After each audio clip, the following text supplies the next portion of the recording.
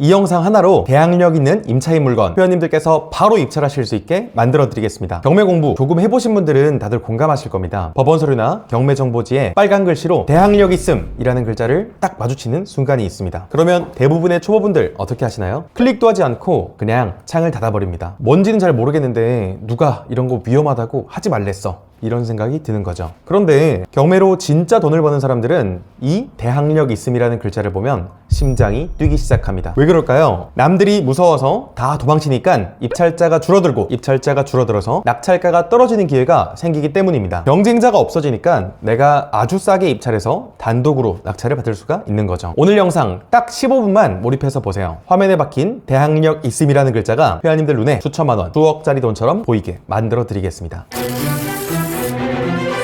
딱 두 가지 단어에만 익숙해질 필요가 있습니다. 첫 번째는 대항력, 두 번째는 배당 요구입니다. 대항력이라는 단어부터 초등학생도 이해할 수 있게 정리해 드릴게요. 임차인이 보증금을 전부 다 받을 때까지 합법적으로 그 집에서 살 수 있는 권리를 대항력이라고 합니다. 이 강력한 힘은 전입신고, 적법한 임대차 계약, 실제 점유, 이 세 가지 조건이 맞춰지면 생기게 됩니다. 예를 들어 이 집을 담보로 은행이 돈을 빌려주면서 근저당을 잡을 겁니다. 임차인이 임대차 계약을 한 후 이 근저당 설정일보다 전입신고를 단 하루라도 먼저 하고 살고 있었다면 그 임차인은 보증금을 다 받을 때까지 그 집에서 살 수 있는 권리가 합법적으로 있는 겁니다. 다음은 배당 요구입니다. 임차인이 법원에 돈을 받기 위해서 서류를 내는 행위를 배당 요구 및 권리 신고라고 합니다. 이게 법적으로 어떤 효력을 갖는지 정확히 아셔야 명도하실 때 주도권을 가질 수가 있습니다. 딱 두 가지만 기억하세요. 첫 번째, 임대차 계약 해지의 의사표시입니다. 임차인이 배당 요구를 했다는 것은 공식적으로 선언을 한 겁니다. 나는 이 계약을 끝내고 싶어요. 그리고 돈을 받아서 이 집을 나갈래요, 이런 뜻입니다. 임대차 계약에 대해서 이미 해지 신청을 한 거죠. 두 번째입니다. 보증금을 전액 수령하는 순간 임대차 계약은 없어지게 됩니다. 대항력 있는 임차인이 배당 요구를 해서 보증금을 전부 다 받아갔다면 어떻게 될까요? 임대차 계약 자체가 소멸되었으니 대항력도 마찬가지로 없어지게 됩니다. 이런 이유로 낙찰자 입장에서는 배당 요구를 한 임차인이 배당 요구를 하지 않은 임차인보다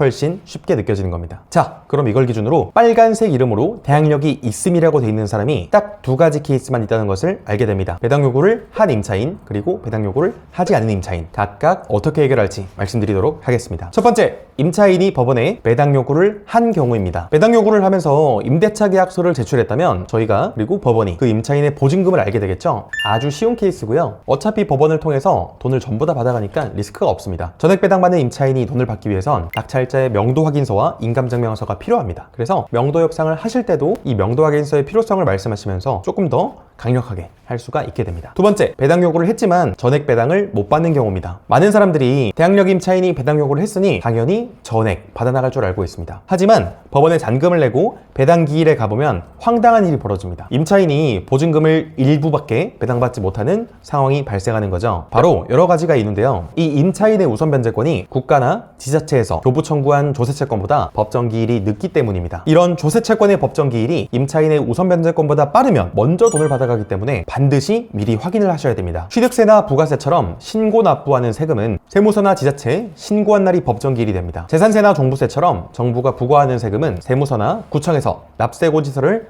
발송한 날이 법정 기일이 됩니다. 조금 어렵게 느끼시죠? 어쨌건 국가가 돈을 먼저 가져간 만큼 임차인에겐 미배당금이 발생하고 그것을 낙찰자가 인수를 해야 되는 위험한 경우죠. 이런 경우에는 임차인이 못 받은 보증금 전체를 낙찰자가 인수해야 됩니다. 배당 순서를 보고 배당표를 한번 짠 다음 인수할 금액을 체크하고 입찰가를 그만큼 낮췄으면 그만입니다. 여기서 꿀팁 두 가지 알려드리도록 하겠습니다. 첫 번째, 온비드 공매 사이트를 교차해서 체크해보세요. 등기부등본에 압류가 있다면 무조건 의심하셔야 됩니다. 세금 징수 지침상 이미 오래전부터 체납이 누적되었다면 온비드를 통해서 공매로도 진행 중일 수가 있습니다. 경매와 공매가 함께 진행되는 물건은 체크할 게 많은데요. 그 중에서 공매 재산명세서를 보시면 어떤 세금이 법정기일이 언제고 체납액이 얼마인지 아주 상세하게 나와 있습니다. 두 번째, 이해관계자를 아군으로 만들어서 위임장을 받으시고 사건 열람을 하십시오. 가장 좋은 것은요, 살고 있는 임차인을 만나는 게 좋고요. 임차인에게 이삽이라든지 어떤 걸 도와주겠다고 설득하시면서 위임장을 받으시고 법원에 가셔서 사건 열람을 하시면 됩니다. 그래서 교부 청구된 세액들의 법정 기일들을 파악하신 다음 인수할 게 있는지 없는지 체크를 하고 입찰을 하면 되는 겁니다. 여기서 제가 대항력 있는 임차인 중 이런 일부 배당 임차인을 해결하는 꿀팁을 하나 더 알려드리겠습니다. 바로 인수해야 되는 금액을 나중에 주는 거죠. 가정해 보겠습니다. 만약 임차인 보증금이 3억인데 어쨌든 2억만 배당받는다고 가정을 해볼게요. 그러면 낙찰자인 저희는 1억 원의 미배당금을 물어줘야 되는 거죠. 당장 현금을 1억을 내주려니까 내 투자금이 묶여서 굉장히 부담스럽습니다. 이럴 때는 이렇게 한번 제안해보세요. 당장 1억을 내어주시면서 명도를 하지 마시고요. 제가 이 집을 매도하는 시점에 1억 원을 드릴 테니까 그동안 이 집에서 무상으로 거주하십시오. 그리고 제가 이사비도 두둑히 챙겨드리겠습니다. 임차인은 이사 스트레스 없이 공짜로 살다가 이사비까지 받고 나갈 수가 있고요. 낙찰자인 저희 입장에서는 당장 투자금이 1억이 들어가지 않으니까 굉장히 좋게 됩니다. 팔고 나서 매매대금으로 정산만 해주면 되는 진짜 꿀팁입니다.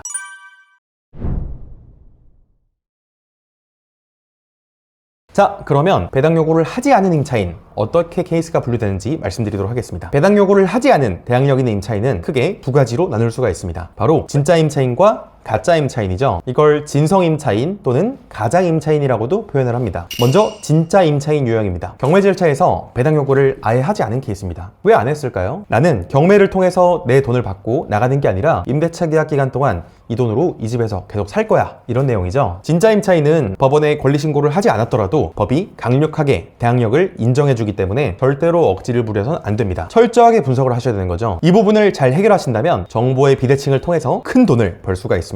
이 케이스는 실제 보증금 금액을 파악하는 게 굉장히 중요하고요. 두 번째로 살고 계신 분께서 이사를 나갈 생각이 있는지도 확인을 해보셔야 됩니다. 입찰 전에 현장과 이해관계자 그리고 부동산 탐문조사 이런 것들을 통해서 보증금 액수를 명확히 파악을 하시고요. 그 금액만큼 깎아서 입찰을 해야 됩니다. 다만 이것도 조금 활용할 팁이 있는데요. 저희가 갭 투자처럼 이용할 수가 있습니다. 실제로 대항력 있는 임차인이 예를 들어 5억이라고 했을 때 이 사람을 인수한 다음 그 5억 나중에 이분이 나가실 때 그때 대출받아서 줄 수가 있는 거죠. 하지만 이렇게 진짜 임차인인 경우는 가장 위험한 케이스입니다. 내가 잘 모르겠다 싶고 도와줄 멘토가 없는 분들은 이 부분을 제외하고 입찰하시면 좋을 것 같습니다. 다음으로 가짜 임차인 유형입니다. 첫 번째, 부모 자식, 친척 간에 계약서만 쓴 특수관계인 거주형. 두 번째, 집을 팔고 그 자리에 본인이 임차인으로 들어간 전 소유자형. 세 번째, 법인이 계약을 하고 직원을 설계한 회사 직원 명의 점유형. 네 번째, 돈을 받을 게 있는 사람이 임차인인 척 들어간 무상거주형. 다섯 번째, 대출받을 땐 무상거주라고 했으면서 막상 경매가 진행되니까 권리신고를 한 무상거주 확인서 작성형. 자, 이렇게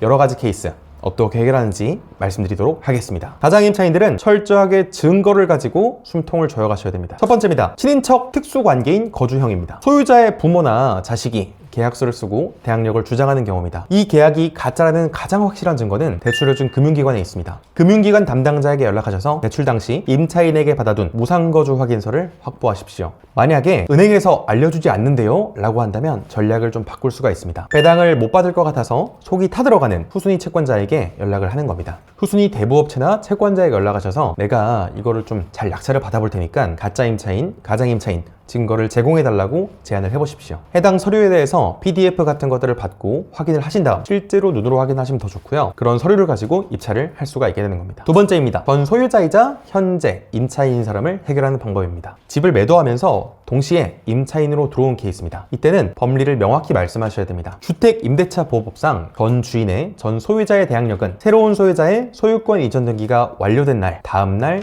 0시에 발생합니다. 하지만 새 주인이 소유권을 가져온 당일 동시에 은행 대출을 받았다면 어떻게 될까요? 무조건 이 대항력은 은행 대출 다음날 발생하게 되는 거죠. 그래서 대항력이 없다는 것을 저희가 체크를 하고 인도 명령을 결정받아낼 수 있게 되는 겁니다. 세 번째입니다. 법인이 계약을 하고 직원을 설계한 회사 직원 명의 점유형. 법인 명의로 계약서가 쓰여 있고 직원이 전입해서 대항력을 주장하는 경우입니다. 여기서 아셔야 되는 아주 명확한 대원칙이 있습니다. 원칙적으로 법인은 주택임대차보호법상 대항력을 가질 수가 없습니다. 오직 LH나 SH 같은 공기업 또는 중소기업 기본법상 중소기업인 경우 직원의 주거용을 얻었을 때 예외적으로 대항력을 인정해줍니다. 그러니까 낙찰받기 전에 법인 등기부를 떼어보시거나 문건 처리 내역을 철저히 한번 확인해 보십시오. 자격을 갖추지 못한 법인이라면 대항력은 원천 불가능해집니다. 네 번째, 돈을 받을 게 있는 사람이 임대차 계약인 척 들어간 상계형 위장 임차인입니다. 내가 전 주인한테 돈 빌려준 게 좀 있어, 아니면 내가 전 주인한테 공사대금 받을 게 있어, 이런 식으로 보증금 대신 이 집에서 그냥 살기로 했다, 이런 분들이 계세요. 보통 이런 경우는 유치권과 대항력 이것저것 지저분하게 짬뽕해서 낙찰자를 협박하곤 합니다. 하지만 대법원 판례는 아주 단호하고 명확합니다. 단순히 기존 채권을 보증금으로 그냥 이렇게 바꾸는 것은 불가능하고요. 실제 본질적으로 임대차 계약임을 증명해야 됩니다. 주택 임대차 보호법이 보호하는 임차인은 주거생활 안정을 목적으로 실제 보증금을 현금으로 낸 사람이어야 합니다. 소송이나 인도명령 과정에서 실제 임대차 계약 목적으로 통장으로 오간 금융거래 내역을 내놓으라고 압박하십시오. 임대차 채권이 아닌 다른 채권 회수가 목적인 위장계약임이 드러나는 순간 법원에서는 대항력을 배척해줍니다. 다섯 번째입니다. 대출받을 땐 무상거주 확인서를 내놓고 경매가 진행되니까 권리신고를 한 그런 케이스입니다. 이런 분들은 법원에서 판사님께 아주 많이 혼나는 유형이죠. 대법원 판례가 강력하게 신인성실의 원칙을 못 박아두었습니다. 임차인이 무상거주 확인서를 작성해줘서 은행이 그것을 믿고 거액의 대출을 해줬는데 이제 와서 대항력을 주장한다?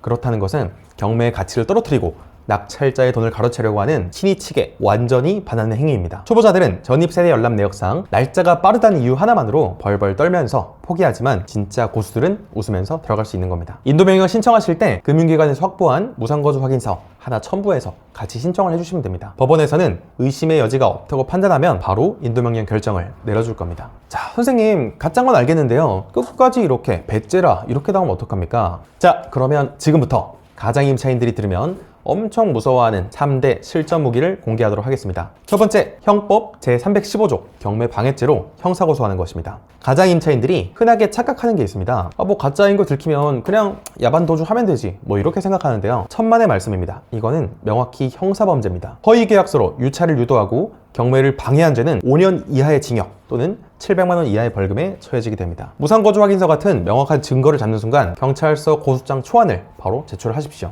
그리고 내용 증명에도 그걸 담아서 보내면서 너 이렇게 장난치다가는 전과자 될 수 있어 이렇게 압박을 하는 겁니다. 그러면 보통 금방 전화 와서 바로 얼마의 합의를 좀 합시다 이렇게 얘기가 되게 됩니다. 두 번째입니다. 명도소송과 함께 점유이전금지 가처분을 하는 겁니다. 명도소송을 할 때 무조건 우선적으로 진행해야 하는 것이 점유이전금지 가처분입니다. 소송 도중에 가짜 임차인이 다른 사람에게 주소를 슬그머니 넘겨버리고 도망치는 꼼수를 막기 위한 겁니다. 가처분을 신청하면 법원 집행관들이 현장에 찾아가고요. 그리고 강제로 개문을 한 다음 거실 벽에다가 딱지를 붙여버립니다. 상대방 입장에서는 법원 공무원들이 딱지를 붙이고 간다면 엄청난 심리적 압박과 공포를 느끼게 됩니다. 세 번째, 형법 제347조 사기죄로 추가로 압박할 수가 있습니다. 만약 이 가장임차인들이 아주 대담하게 법원에 배당 요구까지 했다면 이것은 경매방해죄에서 끝나는 게 아닙니다. 법원을 속여서 돈을 편취하려고 한 것이기 때문에 형법상 사기죄 그리고 소송사기 미수죄가 성립되게 됩니다. 사기죄는 아시다시피 10년 이하의 징역에 처해지는 아주 무거운 중범죄입니다. 명확히 압박을 하는 거죠. 너 감옥 가고 싶지 않으면 조용히 짐 싸서 나가라. 그러면 악질 가장임차인들도 나가게 됩니다.